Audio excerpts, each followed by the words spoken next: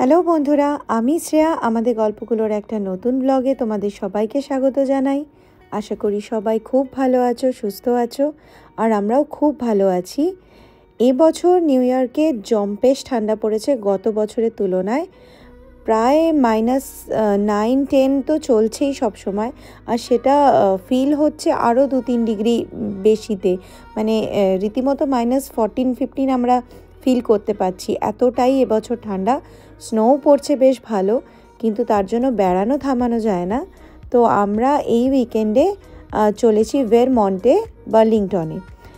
ভেরমন্টে আগের বছরেও আমাদের কিছু বন্ধুরা গেছিলো এবং তারা প্রচুর বরফে অনেক রকম অ্যাডভেঞ্চার করে এসেছিল।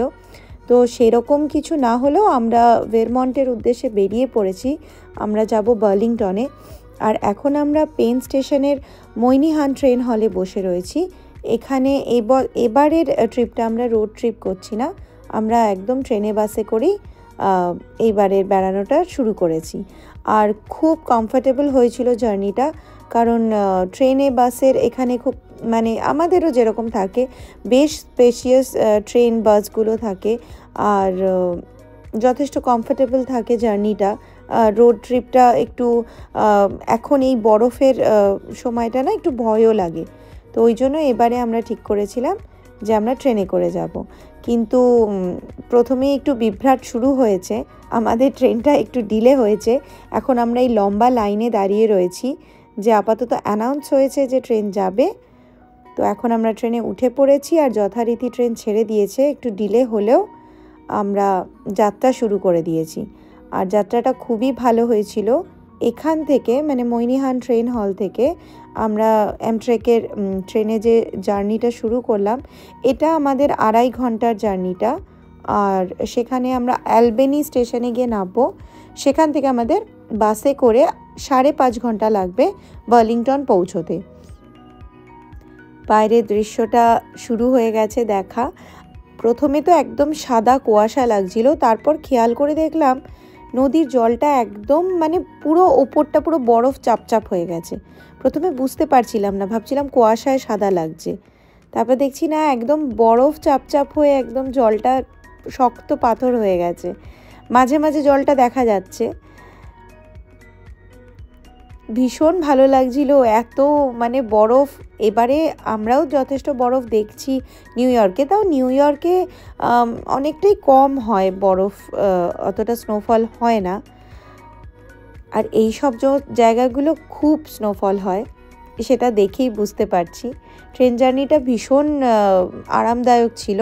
একটা ছোট্ট করে ক্যাফে থাকে ট্রেনের ভেতরে, সেখানে স্ন্যাক্স আইটেম, কফি টফি সব পাওয়া যায়। আর সব থেকে ভালো হচ্ছে ট্রেন জার্নি যেটা আমরা ওয়াশরুম বা রেস্টরুমটা পাই। তো এটার জন্য এই 2.5 ঘন্টার জার্নিটা খুব কমফোর্টেবল ছিল। কিন্তু আর একটা বিভ্রাট আমাদের সামনে এসে পড়লো, যে ট্রেনেই আমাদের জানানো হলো যে বাসটা, যেহেতু আমাদের ট্রেনটা ডিলে হয়েছিল, তাই আমাদের বাসটা আগেই মানে বেরিয়ে যাবে যে সময় আমরা পৌঁছবো। তো অ্যামট্রাকই আমাদের জন্য অ্যালবেনি থেকে একটা ট্রেনের ব্যবস্থা করেছে, যেটা একই সময় 5.5 থেকে 6 ঘন্টার মধ্যে বার্লিংটন পৌঁছবে। তো আমরা সন্ধে করে বার্লিংটনে এসে পৌঁছলাম, আর ক্যাব করে প্রায় স্টেশন থেকে 10-12 মিনিট লেগেছে আমাদের হোটেলটায় পৌঁছতে। আমরা হোটেল হলিডে ইন এক্সপ্রেসে ছিলাম। খুব কোজি, খুব কমফোর্টেবল একটা হোটেল। খুব ভালো লাগে আমাদের এই হলিডে ইন হোটেলগুলো, কারণ যখন আমরা আগেও ঘুরতে গেছি টেক ট্যুর থেকেও, তখনও আমরা এই হলিডে ইনের হোটেলেই ছিলাম। এখানে একটা ছোট ফ্রিজ, ছোট মাইক্রোওয়েভ আছে। আমি আগেও বলেছি, ঘুরতে আসলে ফার্স্ট দিনটা আমরা চেষ্টা করি বাড়ির থেকে কিছু খাবার ক্যারি করার, কারণ বাইরে খাওয়ার যথেষ্ট পাওয়া যায়, কিন্তু যেহেতু আমরা ইন্ডিয়ান আর আমাদের খাওয়ারের রকমগুলো আলাদা হয়, ওই জন্য ঠিকমতো মন ভরে না। তো ফার্স্টের নাইটটার জন্য আমিও বাড়ি থেকে করেই নিয়ে এসেছিলাম খাবার, আর সেটা আমরা খুব ভালোভাবে স্টোর করে রেখেছিলাম, আর মাইক্রোতে রাতে গরম করে খেয়ে নিয়েছিলাম। হোটেল রুমটা যথেষ্ট বড়, বেশ খোলামেলা। আমার ছেলের তো খুব পছন্দ হয়েছে। আর বাইরেটা খুবই অন্ধকার, এখন আর দেখতে পাবে কিনা জানি না, কিন্তু আমি দেখতে পাচ্ছি নিচে রাস্তাটায় বেশ পেঁজা পেঁজা বরফ হয়ে রয়েছে, কারণ এখানে রোজই প্রায় স্নোফল হয় রাতের দিকে। তো আজকেও ফোরকাস্টে আছে স্নোফল, এখন কালকে দেখা যাবে। সকালবেলায় উঠে দৃশ্যটা জানলা দিয়ে প্রথমেই আমি এটা দেখলাম যে গোটা রাস্তাটা সাদা হয়ে গেছে, স্নোফল তাহলে রাতে হয়েছে। কালকে তো ভীষণ ক্লান্ত ছিলাম আর একদম বিছানায় শুয়েই ঘুম এসে গেছিলো। সকালে উঠে একটুখানি দেখলাম যে হ্যাঁ, স্নোয়ে অনেকটা বেশ ভরে গেছে। কিন্তু অত সকালে, যেহেতু এবারে বাই রোড আমাদের জার্নি ছিল না, তাই খুব সকালে উঠে অনেকগুলো সাইট সিন কভার করতে হবে বলে ঝটপট করে বেরোনোরও কোনো তাড়া ছিল না। তো আমরা আরামসে উঠে সবাই মিলে হোটেলের এটা পেছন দিকটা আমরা গেছি। আর আমার ছেলে যেখানেই একটুখানি বরফের ঢিপি পেয়ে যাবে সেখানেই তার নাচন শুরু হয়ে যায়। তাকে যত বলছি, ওরে ঠান্ডায় শুধু চটি পরে রয়েছিস, তুই যাস না, কে কার কথা শোনে। ওর ঠান্ডাও লাগছে না, ও শুধু নেচে নেচে আবার নিজেই বলছে আমার ভিডিওটা করো, আমি যেরকম ঘুরছি পরে আমি বাড়ি গিয়ে দেখব। তবে তাও তো বাবা আর ছেলে জ্যাকেট পরে এসেছিল, আমি উত্তেজনা চোটে ঘরে সোয়েটার পরেছিলাম, সেটা পরেই বেরিয়েছি। কিন্তু বিশ্বাস করো 2 থেকে 5 মিনিটের বেশি থাকা যাচ্ছে না। একেই কিছু পরিনি, কিন্তু ওই ছেলের মতোই বরফে হাত দেওয়ার লোভ সামলাতে পারি না, মানে কথা বলারও ক্ষমতা হচ্ছে না। এখানে -20 ডিগ্রি ছিল যে সময়টা আমরা বেড়াতে এসেছিলাম, ভীষণ ঠান্ডা, আমি আর থাকতে পারছি না। কিন্তু ওই এত সুন্দর লাগছিল।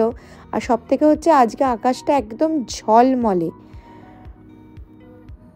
ওই হোটেলেরই আশপাশ দিয়ে ঘুরে ঘুরে আমরা একটু এনজয় করছিলাম, নিজেদের মতো সময় কাটাচ্ছিলাম।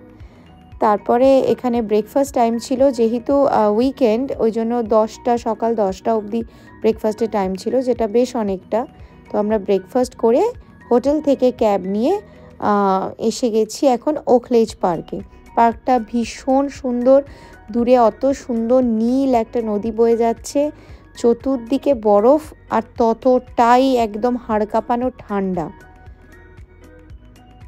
আমরা গরমের জায়গায় মানুষ, এত ঠান্ডাটা নেওয়া মানে অসম্ভব প্রায়। এত কিছু পরে নড়তে না পেরেও জমে যাচ্ছিলাম, থাকা যাচ্ছিল না। কিন্তু আমার ছেলে তাতেও কোনো ঠান্ডা লাগা বোধ নেই, কিছু নেই। পার্কে এত রকম রাইড দেখে সে আনন্দে মানে কি করবে ঠিক করতে পারছে না। সবকটাই সে অন্তত 5-10 মিনিট করে চড়েছে। পার্ক পুরো খালি ছিল, কোনো সেরকম লোকজন ছিল না, কয়েকজন তাদের পোষ্যদের নিয়ে এসেছিল। নদীর পাড়টা দেখো, বরফ জমে পুরো পাথরের মতো, পাহাড়ের মতো আকার ধারণ করেছে। কিন্তু ওই জায়গাটায় নেমে আমরা যেতে পারবো না, যথেষ্ট খাড়াই, তো স্লিপ করে চলে যাওয়ার বা পড়ে যাওয়ার সম্ভাবনা রয়েছে বলে দূর থেকেই আমরা ছবি তুলেছি বা ভিডিওটা করেছি।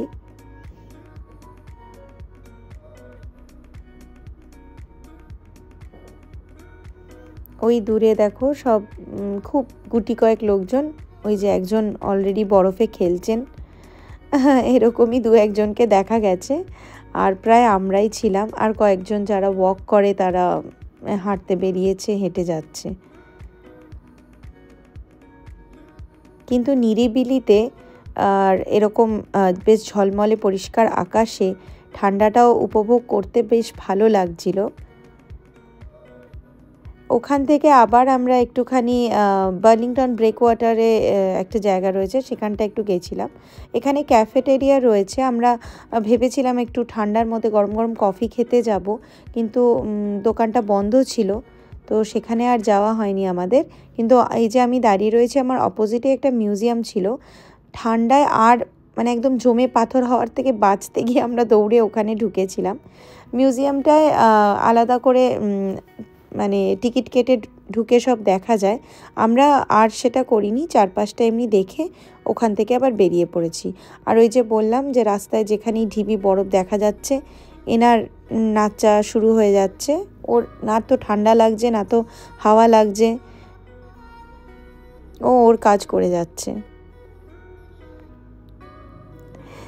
স্নোফল হয়েছে কিন্তু বরফগুলো এরই মধ্যে জমে না একদম শক্তর হয়ে গেছে।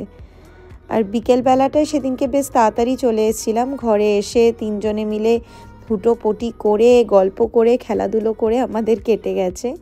তো দেখো বিকেল মানে সন্ধে হয়ে আসছে, কিন্তু আকাশটায় তখনও রোদের ছোঁয়া রয়েছে।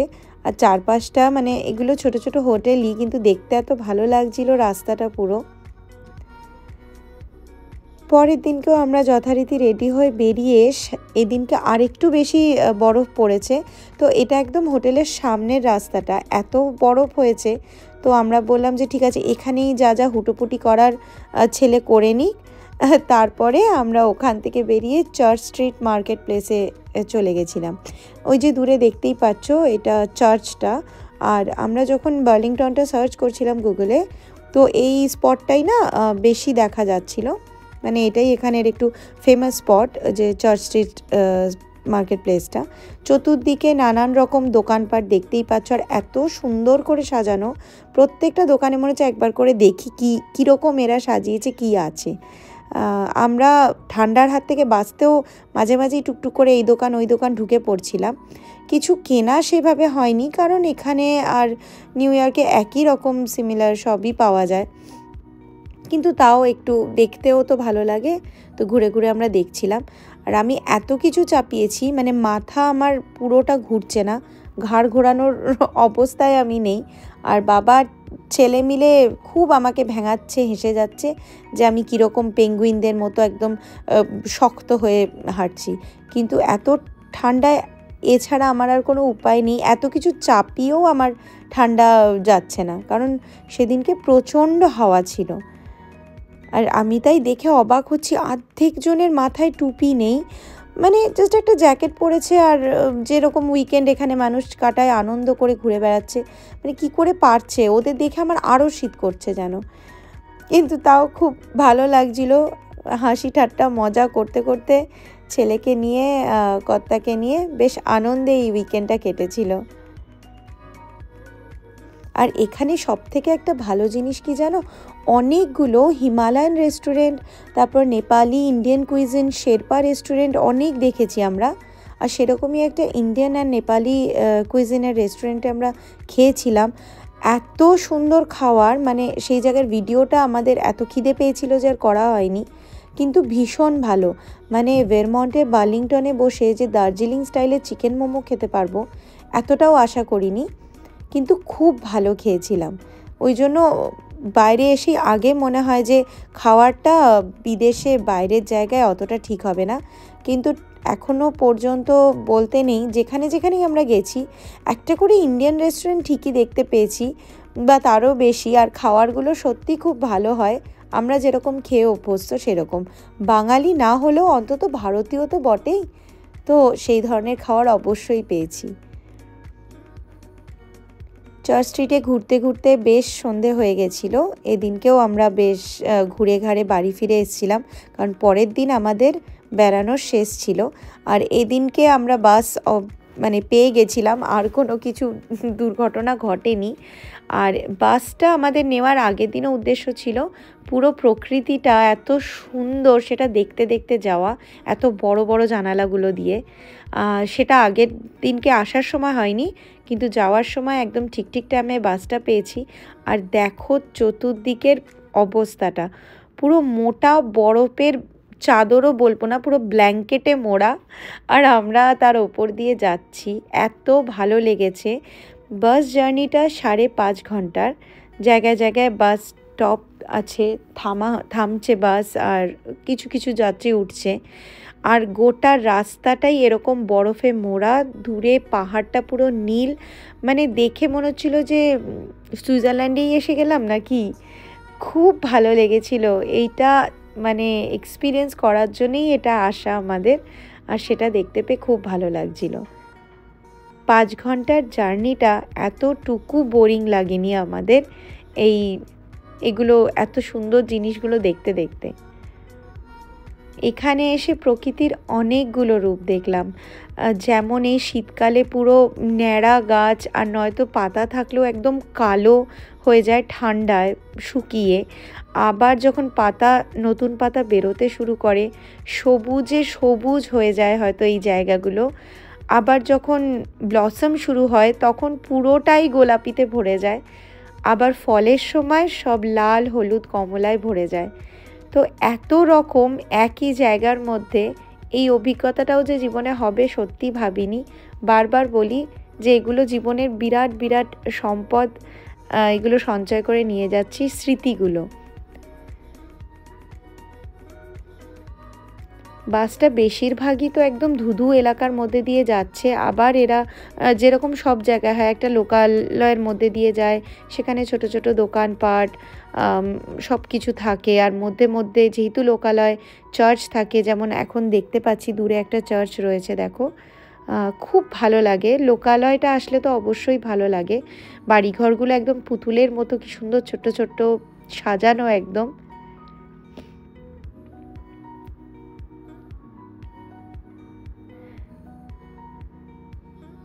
কিন্তু বাসের ভেতরে বসেও ঠান্ডাটা উপলব্ধি করতে পারছিলাম, যেহেতু আমরা ঠান্ডার লোক নই। আর ঠান্ডাটা নেওয়া একটা বিরাট মানে চ্যালেঞ্জের। এখানের লোকরা এখানেই মানে পুরুষ ধরে এরা কাটিয়েই যাচ্ছে, বা এদের জীবন যাত্রাটাই এখানের, ওই জন্য তাদের কাছে খুব স্বাভাবিক। কিন্তু আমার কাছে বা আমাদের কাছে তো মোটেই সেটা না। তাই ঠান্ডায় কতটা কী আর আসতে পারবো কি না জানি না, কিন্তু এইবারটা এসে খুব আনন্দ করেই গেলাম।